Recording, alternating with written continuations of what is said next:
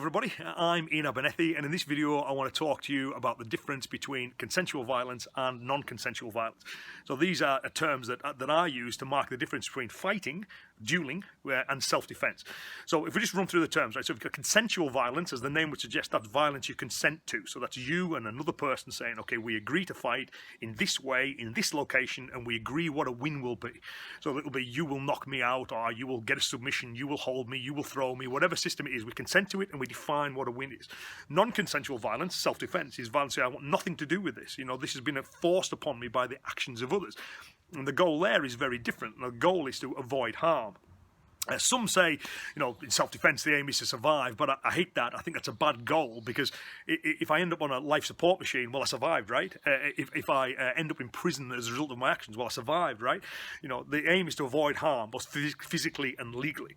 So because the goals are different, the methods and the tactics, the strategies, the choice of techniques that we will use will also be different. Now, this doesn't mean better or worse. It's just a matter of using the right tool for the right job. So, for example, right, when I'm sparring with other martial artists, I have an idea of the skill set they have. I can use that to provoke trained responses. I can make them do things by saying, well, if I do this, they think I'm going to do this. And in that kind of environment, complexity can be beneficial, doing something unexpected or unpredictable, using their training against them. Now, of course, self-defense-wise, you don't have that. Your objective is different. You're not talking about dueling with another martial artist. Your aim is to avoid harm, just to get out of there. So the techniques and the methods are different. And martial artists have a bad habit, really, of mixing the two up.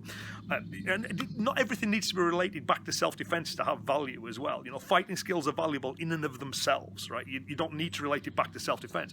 But if we are talking about self-defense, we need to make sure that we're getting it right. And the methods that we would use for consensual violence are not a good fit for non-consensual violence. Now, as a traditional karateka, the karate of the katas, you know, that art was designed for non-consensual violence. This is well established in the historical records.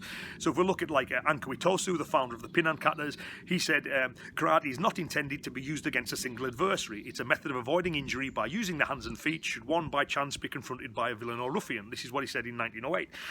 Motobu said a similar thing, where Motobu said, we must understand the techniques of the kata have their limits. They were never intended to be used against a warrior in a battlefield or an athlete in an arena. They are, however, very effective when used against someone who has no idea of the defensive strategy being used against them.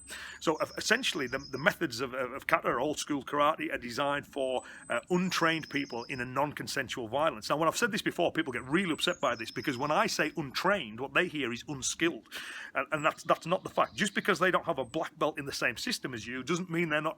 They can be a highly skilled criminal. It just means that they're not well versed. They're not trained in the same martial art as you are. Now, of course, when I fight one of my own kind, as I just mentioned, I can use trained responses against them. It's an entirely different set of fighting.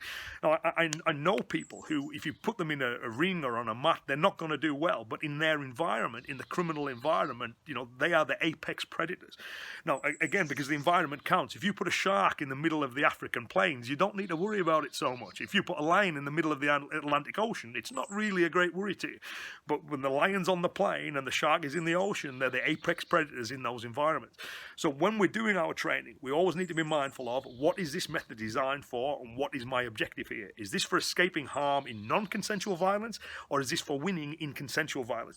Both have value. We just need to make sure we're using the right tool for the right job. And it's very, very important that we don't use the methods for one and apply it for the other, because it just won't work. We need to make sure we're clear on the distinction between consensual violence and non-consensual violence. It's not a judgment call. It's just using the right tool for the right job.